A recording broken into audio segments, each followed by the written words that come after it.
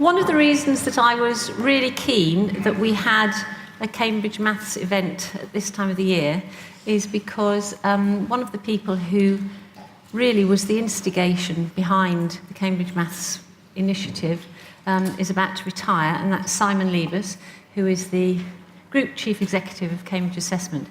Sadly, he's not feeling very well because he's got a very sore foot and he's going to have to leave us.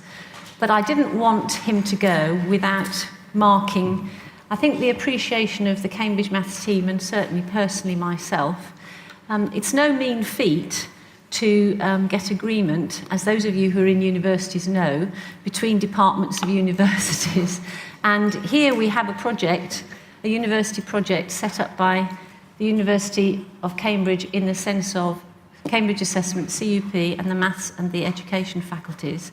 And Simon was the person who brought everybody together and made sure that there was enough money in the pot to keep us going for 5 years. And so I'm personally indebted, and I know that the rest of the team feel that it's been the most amazing opportunity to be able to work and such a privilege to work on such a project.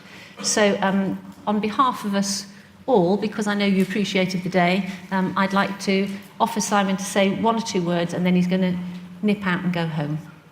Simon.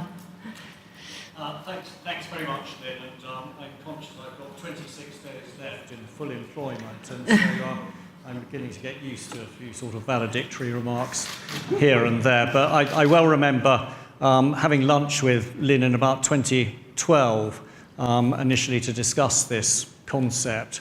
And I was coming from 2 places. Firstly, Cambridge Assessment does a lot of English language testing, and we've operated very successfully with the Common European Framework of Reference for Languages, which is a framework of competence in the 4 domains of speaking, listening, writing, and reading. That had been a very successful instrument, introduced over a long period of time, getting consensus among practitioners, now used very commonly for assessing language learning and designing curriculums in a multitude of different languages in many countries across the world. And it's such a very useful tool for having discussions about the curriculum, for organising what goes on in classrooms, for trying to tag certain levels of competence to certain age ranges and so on. And I said to Lynn, why can't we just do that with mathematics? That'll be pretty straightforward, won't it? And there was a bit of a sort of sucking in of her breath, and she said, I'm not quite sure I'm enjoying what I'm doing at the moment, so I'm not sure this would be the immediate opportunity to go for. So we had to have a few more lunches, actually, before I was able to persuade her. But of course, one of Lynn's great things is that she's plugged in, I think, to the community, and she's had immense experience in maths education. And so when she talks about my role in bringing everybody together, I think actually her role was absolutely key, because she had experience of working with many different sections of the community and many different perspectives. I found it a riveting experience. I am not myself a very accomplished mathematician, but I am an accomplished and enthusiastic veteran of listening to arguments. And one of the things I've found as I've explored this area and gone to various conferences is that it's all controversial and very controversial in a sort of very fiercely thought and fiercely felt way. But I think also partly the passion is to do with a great desire to get it right. We were very much prompted running an exam board because there's a characteristic in education that when things don't work, everybody wants to blame somebody, and the person who's at the bottom of the feeding chain where blame is concerned is always the exam board.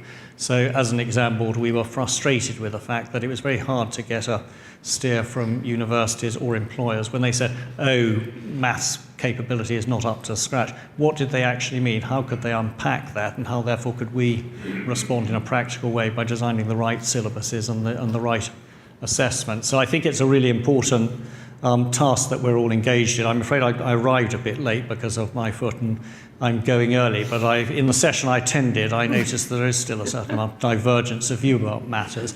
But I also think fantastic progress has been made, and that's partly because of the good work done by Lynn and her team, but it's partly because she's been able to interact with the maths community and their generosity and their help and support for the endeavour. And all your presence here, I think, is a symptom and a reflection of that. So thank you all. I think it is a marvellous endeavour. When I sat down with Lynn in 2012, I hadn't yet formulated my retirement date, but I knew it would be sometime before 2020. I guess I had thought perhaps the project would be accomplished by then, but I think I massively underestimated the complexity. I do, however, look forward to seeing it complete in the not too distant future. But thank you so much, everybody, for all that you've done for it. And thank you, Lynn, and your team for the fantastic job that you've done. And may you long continue. Thank you very much, Simon.